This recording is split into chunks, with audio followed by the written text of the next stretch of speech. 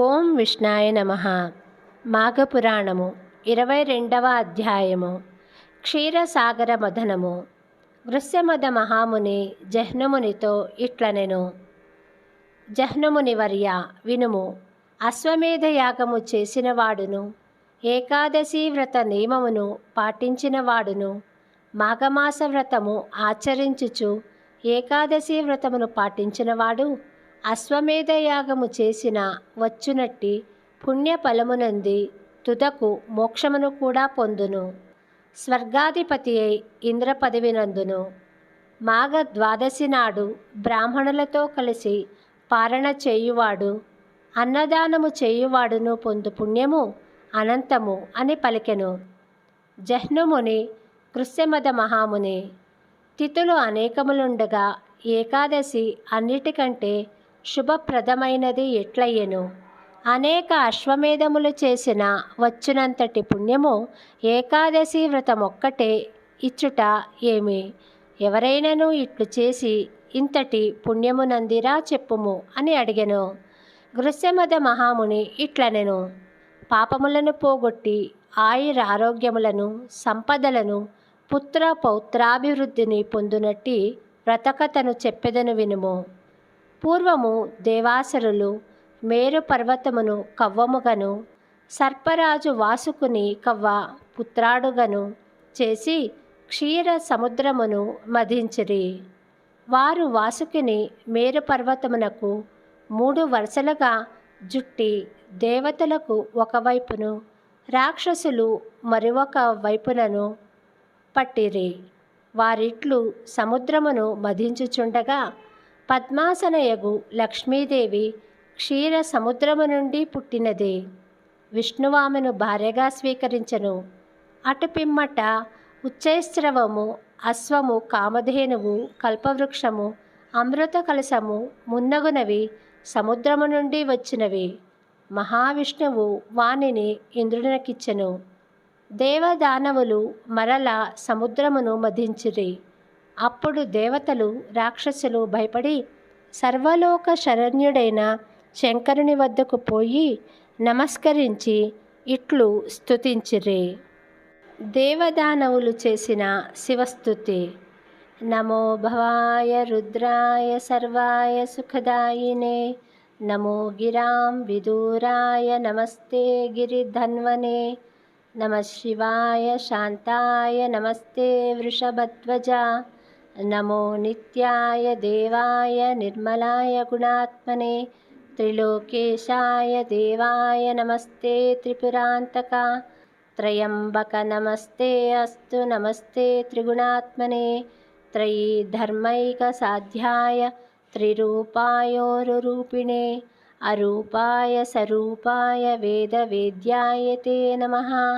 హరిప్రియాయ హంసాయ నమస్తే భయహారిణే, మృత్యుంజయాయ మిత్రాయ నమస్తే భక్తవత్సల, పాహ్యస్మాన్ కృపయా శంభో విశాత్ వైశ్వానరో రూపమాత్ అని భయపీడితులైన దేవదానవులచే స్తుతింపబడిన దీనులను రక్షించు స్వభావము కల పరమేశ్వరుడు ఆ విషమును మృంగి తన కంఠమున నలిపెను.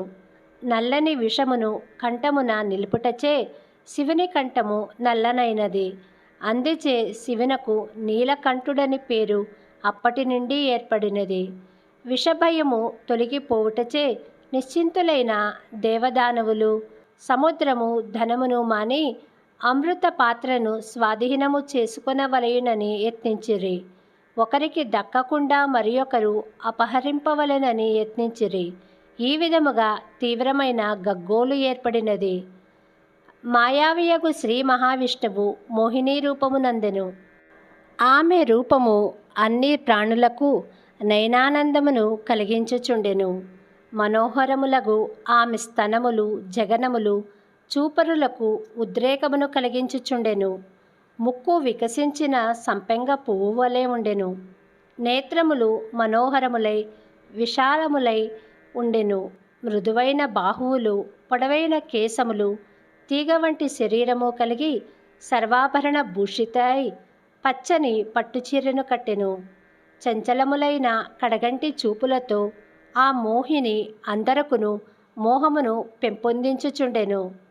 ఆకస్మికముగా సాక్షాత్కరించిన ఆ మోహిని వివాదపడుచున్న దేవదానవులకు మధ్య నిలిచి, దేవతలారా, దానవులారా అని మధుర స్వరమున పిలిచెను. ఆమె రూపమునకు పరవశులైన దేవదానవులు ఆమె మధుర స్వరమునకు మంత్రముగ్ధులై వివాదమును మాని నిలిచిరి. ఆమె దేవదానవులను చూచి, దేవతలారా, దానవులారా, నేను మీ దేవదానవుల 2 వర్గములకు మధ్యవర్తినై ఉండి ఈ అమృత కలశములోని అమృతమును మీ 2 వర్గముల వారికి సమానముగా పంచెదను. దేవతల వర్గము ఒకవైపునను, రాక్షసుల వర్గము మరి ఒక వైపునను, ఎవరి వర్గము వారు వారి వర్గములో బారులు తీరి కూర్చునుడని మరింత మధుర స్వరముతో వివాదపడుచున్న వారందరికీ నచ్చునట్లు పలికెను. ఈమె ఎవరో తెలియని ఆమె కనుక పక్షపాతము లేకుండగా కలశములోని అమృతమును సమముగా పంచునని ఎవరికి వారు తలచిరి. మంత్రముగ్ధులై దేవతలొక వైపున, రాక్షసులు మరి ఒక వైపున కూర్చుండిరి. అమృత పాత్ర ఆమె చేతికిచ్చిరి. అందరినీ వ్యామోహపరచుచున్న ఆ జగన్మోహిని అమృత పాత్రను చేతబట్టెను. ఆమె ఆ అమృత పాత్రలో నేర్పరి అయి 2 భాగములను ఏర్పరచెను. ఒకవైపున అమృతమును, మరి ఒక వైపున సురను అనగా కళ్ళును ఉంచెను. రాక్షసులున్న వైపున కళ్ళును, దేవతలున్న వైపున అమృతమును వడ్డించుచును ఎవరికిని అనుమానము రాకుండా అటూ ఇటూ తిరుగుచూనే ఉండెను. రాక్షసులు సురను త్రాగి అది అమృతమని తలచిరి.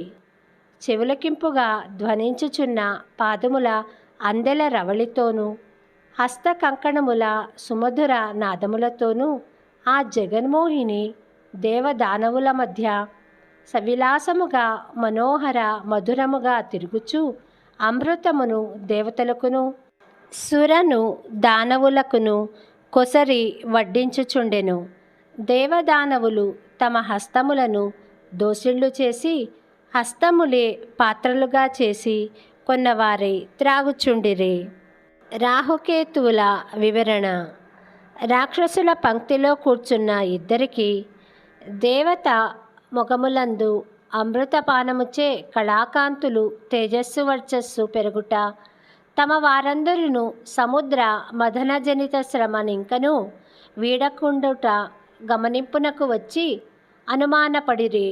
అనుమానము వచ్చినంతనే దేవరూపములను ధరించి దేవతల వరుసలో కూర్చుండిరి. మోహిని వీరిని గమనింపలేదు. దేవతలు అనుకొని వారి చేతుల యందు అమృతమును గరిటితో పోసెను. రాక్షసులు ఆత్రముగా దానిని త్రాగుటతో ఆమెకు అనుమానము వచ్చి వారు చేసిన మోసమును గ్రహించెను. జగన్మోహిని రూపమునున్న జగన్మోహనుడు తననే వంచిన ఆ రాక్షసుల నేర్పునకు విస్మితుడై చక్రమును ప్రయోగించి వారి శిరములను ఖండించెను.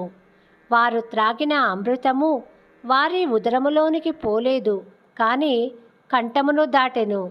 ఇందుచే వారు చావు బ్రతుకు కాని స్థితిలో ఉండిరి. చంద్రుడు మొదలగు వారు త్వరగా అమృతమును హస్తములతో త్రాగిరి. రాక్షసులకు జరిగిన మోసము తెలిపెను. తమ వారిలో 2 అమృతమును త్రాగకుండుటగానే చక్రఖండితులై చావు బ్రతుకులు కాని స్థితిలో ఉండిరి. వారు ఇంత శ్రమ ఇట్లు అయ్యనే అని విచారము దుఃఖమునంది హాహాకారములను చేసిరి. దేవతలు రాక్షసులలో 2 తమను మూసిగించి అమృతమును త్రాగిరని గగ్గోలుపడిరి. దానవులు కకావికలై తమ స్థానములకు చేరిరి. జగన్మోహిని శ్రీహరి అయ్యెను. చక్రముచే నరకబడి చావు బ్రతుకు లేని అయోమయ స్థితిలో ఉన్న రాక్షసులు, కేశవ, చావును బ్రతుకును కాని ఈ స్థితి మాకు దుర్భరముగా ఉన్నది. మా గతి ఏమి? మాకు ఆహారమేది అని దీనముగా శ్రీహరిని ప్రార్థించిరి. శ్రీహరియు పాడ్యమి పూర్ణిమతో గాని అమావాస్యతో గాని కల సంధికాలముల యందు సూర్యుని చంద్రుని భక్షింపుడు, అదియే మీకు ఆహారమని పలికెను. ఆ రాక్షసులు ఆకాశమును చేరిరి. ఇంద్రుడు మొదలగు దేవతలు అమృత కలశమును తీసుకొని స్వర్గమునకు పోయిర్రి. బ్రహ్మ, ఈశ్వరుడు, విష్ణువు తమ తమ లోకములకు చేరిరి. సముద్ర తీరమున అమృత కలశమునుంచినప్పుడు 2 అమృత బిందువులు నేలపై పడినవి. ఒక బిందువు పారిజాత వృక్షముగను, మరి ఒక బిందువు తులసి ముక్కగను అయినది. కొంతకాలము గడిచెను. సత్యజిత్తను శూద్రుడు ఒకడు మొక్కలకు నీరు పోసి కుదుళ్ళు కట్టి ఆ రెండింటిని సంరక్షించెను. ఆ 2 మొక్కలున్న చోటు మనోహరమైన పూలతోటగా మారెను. సత్యజిత్తు సంరక్షణ వానికి దోహదమైనది.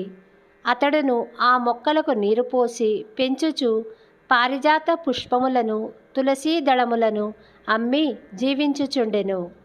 పారిజాత వృక్షము పెరిగి పుష్ప సమృద్ధమై నయనానందకరముగా ఉండెను. తులసి కోమలమైన దళములతో ఆనందముగా ఉండెను. ఇంద్రుడు ఒకనాడు రాక్షస సంహారమునకై పోవుచు వానిని చూచి పారిజాత పుష్పములను దేవతా స్త్రీలకు ఇయ్యవలెనని పారిజాత పుష్పములను కోసుకొని స్వర్గమునకు తీసుకొని వెళ్ళెను. సచీదేవి మున్నగు దేవతావనితలు పారిజాత పుష్పములను చూచి ఆనందించిరి. మనోహరములగు ఈ పుష్పములు మాకు నిత్యము కావలయునని కోరిరి. ఇంద్రుడును గుహ్యకుని అనగా యక్షుని పంపి భూలోకము నుండి పారిజాత పుష్పములను వృక్ష యజమానిని అడగకుండా వానికి తెలియకుండా దొంగతనముగా తెప్పించుచుండెను. పుష్పములు తగ్గిపోవుటను సత్యజిత్తు గమనించెను. దొంగను పట్టుకొనదలచెను. తోటలో రాత్రియందు దాగుండెను. పుష్పములను కోయవచ్చిన గుహ్యకుని పట్టుకొన యత్నించెను. యక్షుడు దివ్యశక్తి కలవాడగుటచే వానికి చిక్కకుండా ఆకాశమునకెగిరిపోయెను. సత్యజిత్తు ఎంత ప్రయత్నించినను వానిని పట్టుకొనుట సాధ్యము కాకుండెను. దేవేంద్రుడును, నీవు యక్షకుడవు, ఆకాశ గమన శక్తి కలవాడవు, మానవులకు దొరకవు, కావున పారిజాత పుష్పములను తెమ్మని గుహ్యకుని ప్రోత్సహించెను. పుష్పములు ప్రతిదినము పోవుచూనే ఉన్నవి.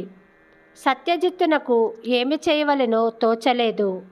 పుష్పచోరుని ఉపాయముచే పట్టుకొనవలనని తలచెను. శ్రీహరి పూజ నిర్మాల్యమును తెచ్చి పూలతోటకు వెలుపల లోపల అంతటను చల్లెను.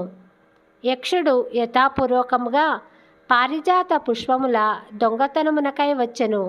అతడా పూలను కోయుచు శ్రీహరి పూజా నిర్మాల్యమును త్రొక్కెను. పుష్పములను కోయపోవచ్చు శ్రీమన్నారాయణుని పూజా నిర్మాల్యమును దాటెను. ఫలితముగా వాని దివ్యశక్తులతో బాటు ఆకాశగమన శక్తియు నశించెను. నేలపై కూడా సరిగా నడవలేకకుండా చుండెను. యక్షుడును ఎంత ప్రయత్నించినను అచటి నుండి పోలేకపోయెను.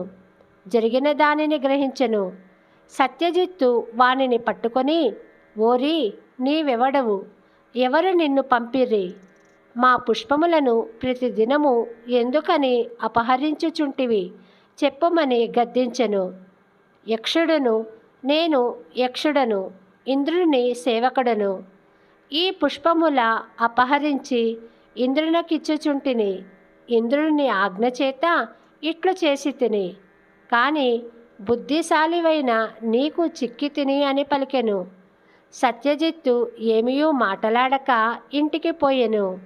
ఇంద్రుని సేవకుడైన యక్షుడు 3 దినముల బందీ అయి ఆ తోటలో ఉండెను. 22వ అధ్యాయము సంపూర్ణము. శుభం భవతు.